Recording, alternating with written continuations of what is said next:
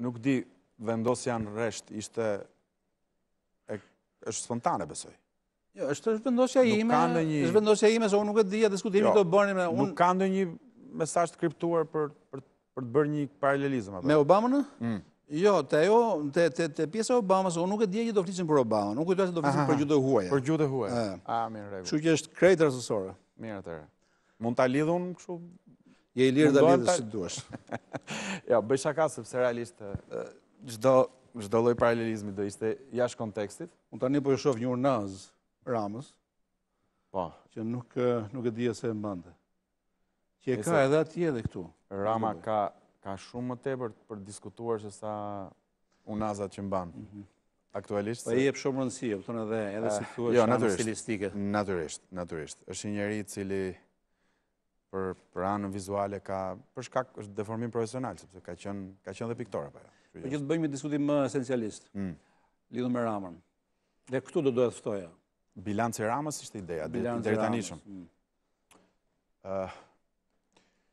Kam shkruar para 2 ditësh dhe nëse më lejon doja ta riprodhoja që në qoftë se një votues i të majt mbas fitores 23 qershorit do t'i thoje dhe do t'a pyesje si do të duket një vit pune e kësaj qeverie që po merr detyrën nëse merr statusin e vendit kandidat, nëse shëron Lazaratin nga ajo që dim, nëse bën një reform territoriale e cila për mendimin tim do mbetet gjëja më e guximshme dhe më afatgjatë në bilancin e mandatit 4 vjeçar. Nëse është një arritje pa kosto, pa kosto, po është mjaft e rëndësishme. Nëse ndërmerr një reform të arsimit lartë privat e cila gjithashtu është shumë e rëndësishme dhe shumë delikate.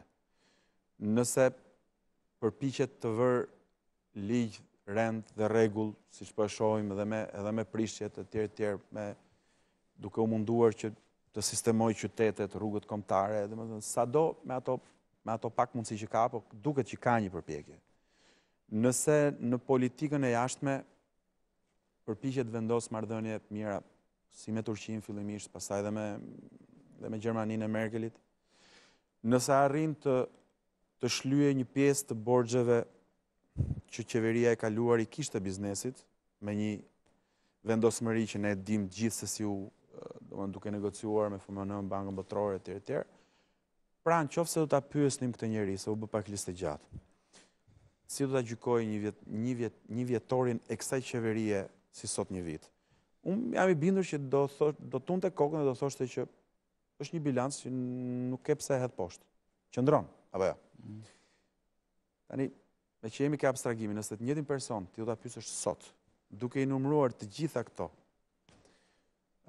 gjëra me radhë, unë jam i bindur që reagimi do ishte më pak entuziast se sa në rastin e parë.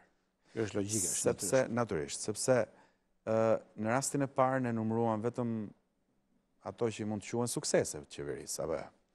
Kurse tani ai shef dhe anën tjetër të medaljes, shef që për shembull ai premtimi për shëndetësinë kishte të bënte me gjithë mandatin dhe që realiteti vazhdon të jetë kompleks. Shef që edhe në arsim... Po që tani mund të them që është i pambajtshëm. Dakor, po ai premtim, unë për vete nuk dua ta degëzoj tani të iki pyetjes, po ai është një premtim që ka të bëjë me 1 ose 2 mandate. Folëm për Obama dhe ai ende Obamacare nuk e ka përmbushur siç premtoi. Po për të ardhur tek bilanci, shef pra që çmimi i energjisë mund të rritet. Shef që qytetet shqiptare shpesh herë tronditen nga shpërthimet e tritolit.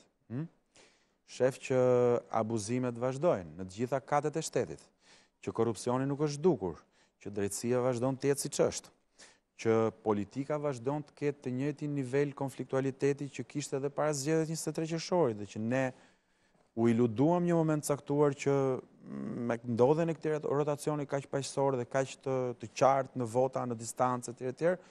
Kjo do të prodhonte një paqe politike dhe sociale që do të zgjaste disi, po që nuk ndodhi. Opozitën e kemi prapë jashtë parlamentit.